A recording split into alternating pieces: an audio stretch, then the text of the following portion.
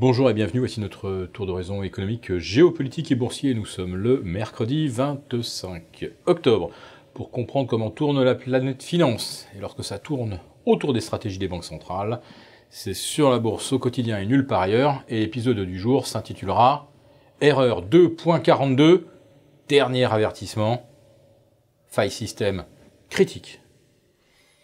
Ce titre fait écho à celui de la veille, erreur 242. 242 séances sans la moindre consolidation, égale ou supérieure à moins 3%. Ça représente donc un peu plus d'un an de transaction. L'erreur du jour 2.42 représente le niveau des taux long terme aux États-Unis, puisqu'hier soir, c'est un hasard, mais c'est comme ça, le rendement du T-bond américain est passé de 2,37 à 2,42, franchissant la résistance des 2,38, puis des 2,40 dans la foulée. Autrement dit, les taux longs américains peuvent maintenant s'échapper vers 2,75, 2,80. Alors nous ne savons pas encore qu'est-ce qui peut motiver cette tension. Les motifs sont nombreux. Il y a bien sûr toujours le niveau d'endettement des États-Unis, la bulle étudiante, la bulle automobile, ou alors peut-être une perte de confiance dans la Maison-Blanche, alors que M. Trump se bat comme un chiffonnier avec un sénateur républicain du nom de James Corker, que M. Trump accuse d'être totalement incompétent, tellement qu'on ne pourrait même pas lui confier le métier de promeneur de chiens.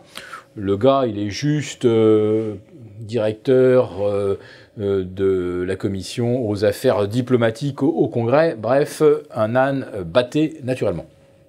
Mais les accusations de M. Corker sont également gratinées, puisqu'il accuse M. Trump d'abord d'abîmer, de dégrader l'image des États-Unis, puis surtout d'inonder les médias et ses discours de fake news. On peut dire qu'il y a de l'ambiance.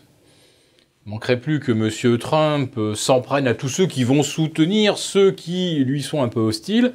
Et on peut même se demander si sa fameuse grande réforme fiscale ne sera pas bloquée, tout simplement parce que on a envie de lui envoyer un signal, un coup d'arrêt. Ce n'est qu'une supputation, mais enfin, imaginez que les rapports se dégradent entre le Sénat, le Congrès et la Maison-Blanche, et tout devient possible. Mais dans l'immédiat, c'est bien cette tension des taux au-delà de 2,42 qui va complètement modifier les calculs. En effet, on estime la prime sur les actions en fonction de taux demeurant extrêmement bas. Or, si les taux se mettent à progresser plus vite que les bénéfices, eh bien, on risque d'avoir ce qu'on appelle un effet de ciseau.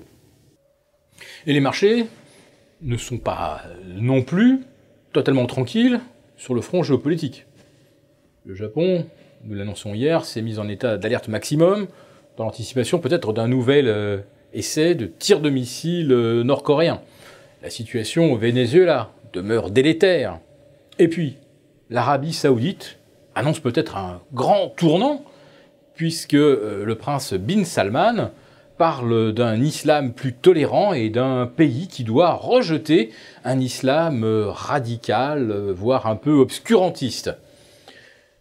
C'est un virage que la planète entière souhaite, mais qui risque de mettre en porte-à-faux toutes les mouvances salafistes qui continuent de menacer les pays occidentaux d'un djihad sans aucun horizon de cessation et bien sûr aucune négociation possible tant que le dernier djihadiste sera encore en mesure de commettre un attentat. Mais ça, on a vu que les attentats, les marchés, ça ne les perturbait pas beaucoup. Donc nous en revenons à cette histoire de taux qui se tendent.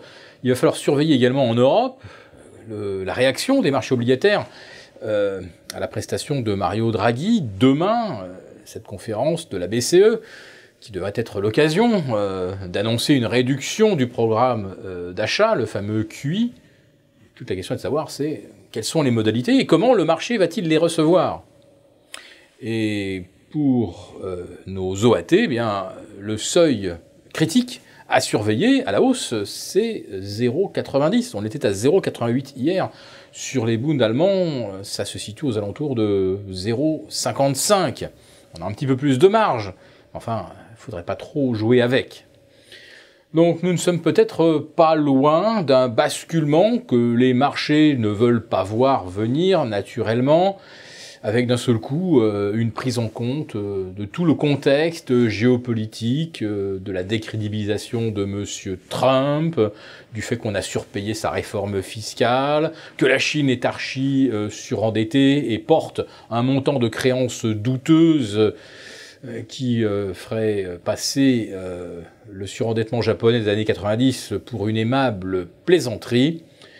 Et vous avez également des réactions extrêmement brutales aux résultats d'entreprises. Alors certes, il y a le meilleur avec 3M, Caterpillar, Kering, mais il y a aussi des réactions qui en disent très très long, avec les moins 11% sur BIC et les moins 33% sur showroomprivé.com, sur un simple profit warning, et peut-être une baisse de régime passagère, mais voilà, on voit que le marché est aussi prêt à imaginer que les problèmes pourraient être plus durables.